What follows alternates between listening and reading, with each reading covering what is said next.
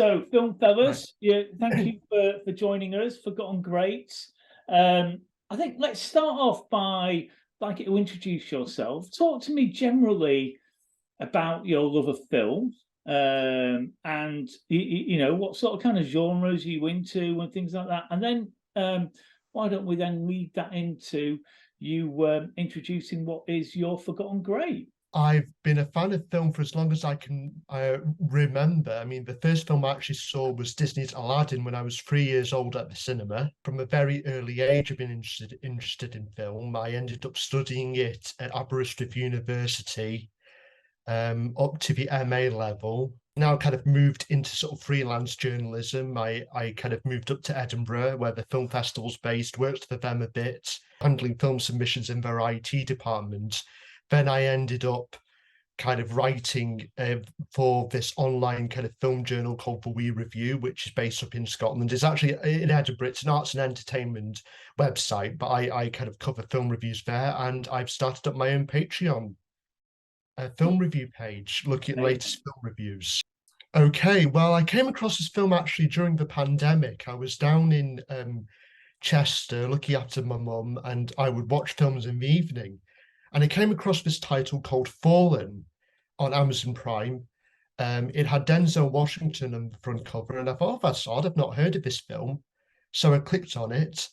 I initially thought it would be a standard kind of cop thriller, but then it turned out to be something more. It had more of a supernatural element to it. And I think what attracted me to the film was this was the first time I'd really seen Denzel kind of out of his element. Normally, when I've seen him in films like from his dramas like Philadelphia to other kind of action thrillers like, say, Virtuosity, he's always been very much in control when he's the main protagonist. But this is the first film I saw him in where he was completely out of his element, really, kind of caught in this sort of satanic sort of thriller, where he was very much sort of, you know, playing a character far more vulnerable than how we're normally used to seeing him.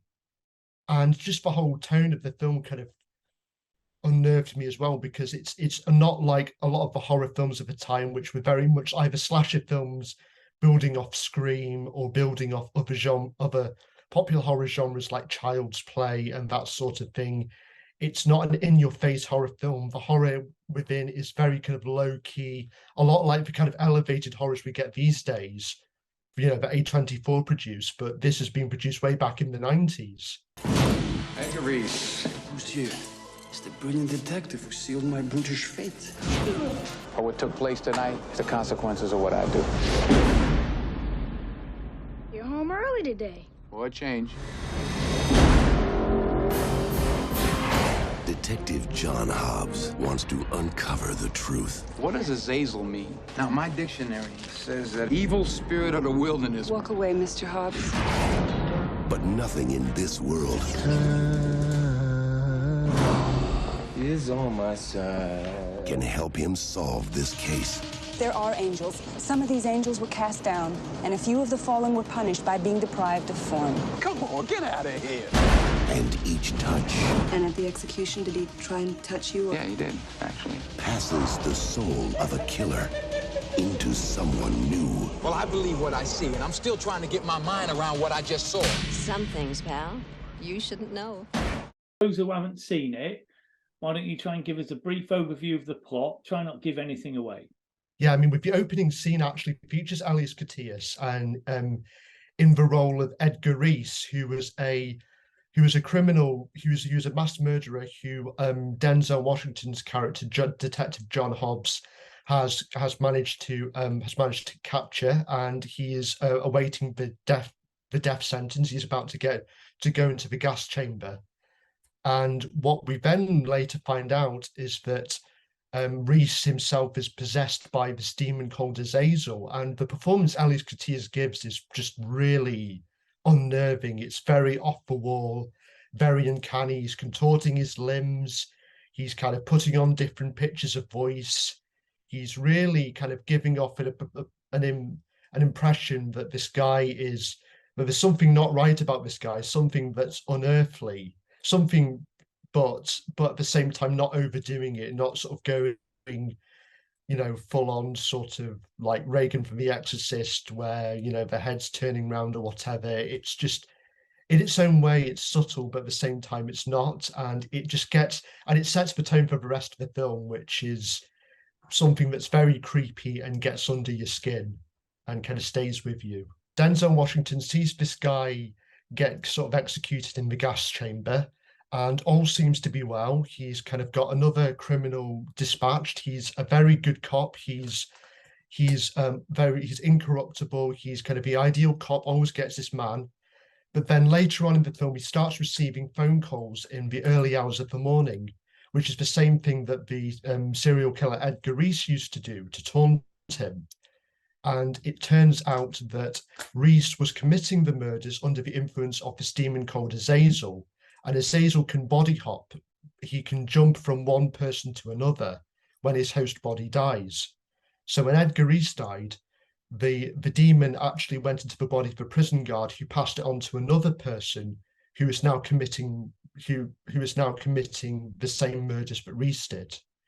And the whole film is basically a race against time as Hobbs tries to sort of catch up to whoever this demon is possessing before the demon comes after him.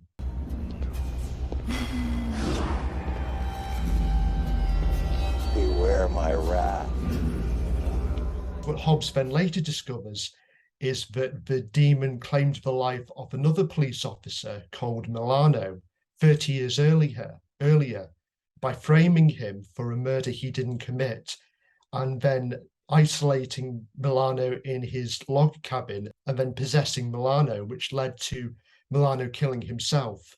So Denzel then goes to Milano's daughter, who is his only living relative, for more information, and it turns out that she knows that Milano was possessed by Azazel, and basically tells Denzel Washington's character that there's, as far as she knows, there's no possible way of killing him.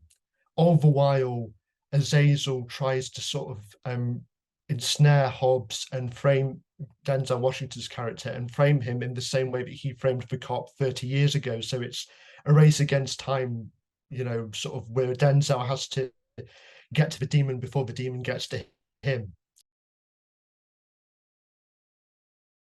So let's start with your first reason. What's your first reason why people should watch this movie? It's a great mixture of horror and crime thriller. The horror elements obviously come from the demon Azazel.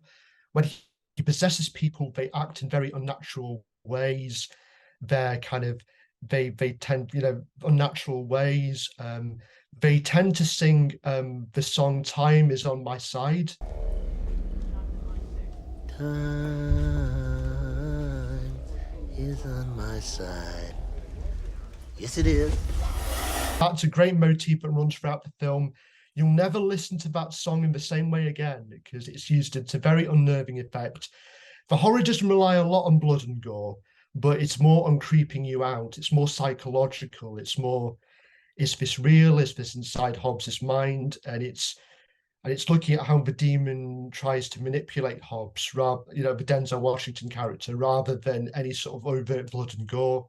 The crime thriller elements are how Hobbs tries to unravel the mystery of the demon. You know, how he has to sort of go into this case of this dead cop from 30 years ago to work out how to confront this demon.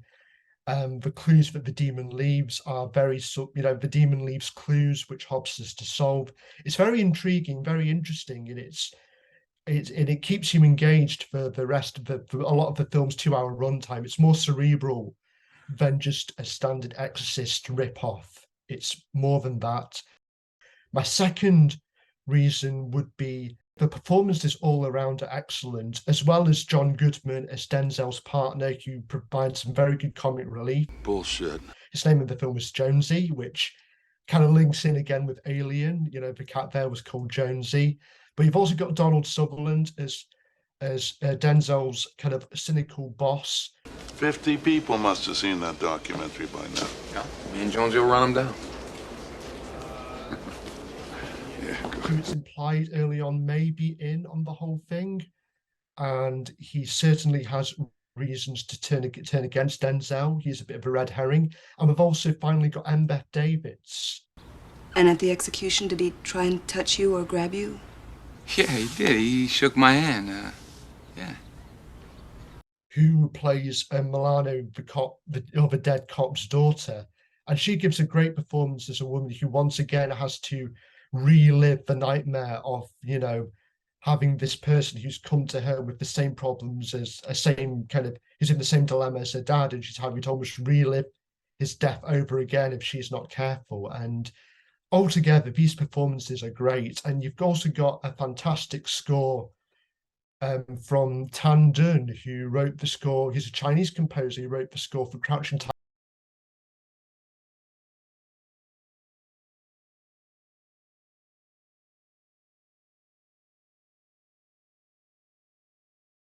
Again, a lot of moody saxophone stuff that you get with crime thrillers, some Chinese instruments which are really well used. But he also has this didgeridoo motif that plays whenever the demon possesses someone, and we see the demon's POV. Now, you'd think the didgeridoo wouldn't be a scary instrument, but the way Tan Dun uses it, it's really unnerving because it sounds so totally alien from what you'd expect from this kind of film.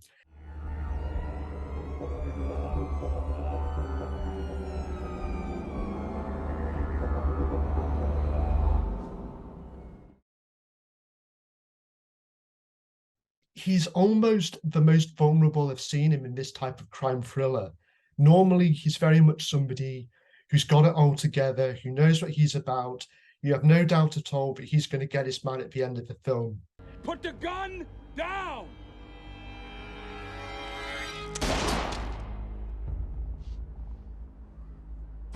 Whilst the film starts off this way, very quickly he's thrown off guard. He's very much unnerved by the demon playing tricks on him, whether it's ringing him up in the late of the night or possessing his fellow police officers and other members of the public to taunt him, or having the demon directly threaten his family. He's constantly thrown off guard, and Denzel does a great job of showing the character's escalating panic as he realizes that he's up against something far more dangerous than he's ever faced before. So yeah, these are my 3 reasons.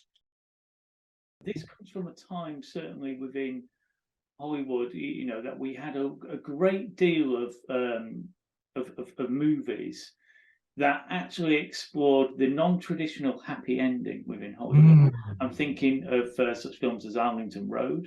And forward. Give us your thoughts, will you, on the ending?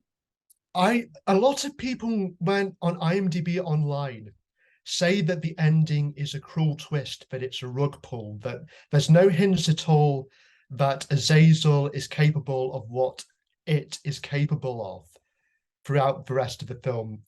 Because cigarettes kill.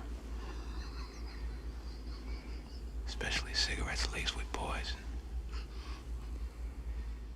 I disagree. I think there's a very clear moment of foreshadowing about midway through the film. It's a brief blink and you miss it moment just before we go to the main scene in the police station that I think the director Gregory Hoblit does a great job of not overly signposting for the viewer, but he puts it there anyway just to say, oh, look, Azazel is capable of more than we've let on. I actually really like the ending as well because it takes the narration that's been running throughout the film. Denzel throughout the film has been giving us this voiceover narration that comes up at specific times. That's similar to the kind of hard-boiled detective narration that you would get often in a film noir film. And the way the ending uses that, I actually think is brilliant. I didn't feel cheated at all by it. And I think it's another, again, as you said, it's another great example of a non-traditional Hollywood ending where, particularly in the thriller, where the guy gets the bad guy, the good guy gets the bad guy at the end. We see it in Arlington Road, and we see it in Seven. And Fallen, I think, does a great variation of it that, again, also ties in with the film's concept of good and evil. And there's, if you've seen other films about good and evil, about sort of angels and demons, there's this idea that there has to be the devil in order for the angels to exist. And I think Fallen also, the ending of Fallen plays on that idea very well very well. It uses it to create effect. So I would argue that the ending of Fallen is a great example of the non-traditional Hollywood ending up at mid to late 90s, where directors were starting to experiment and screenwriters were starting to experiment with not having a straightforward happy ending for a thriller.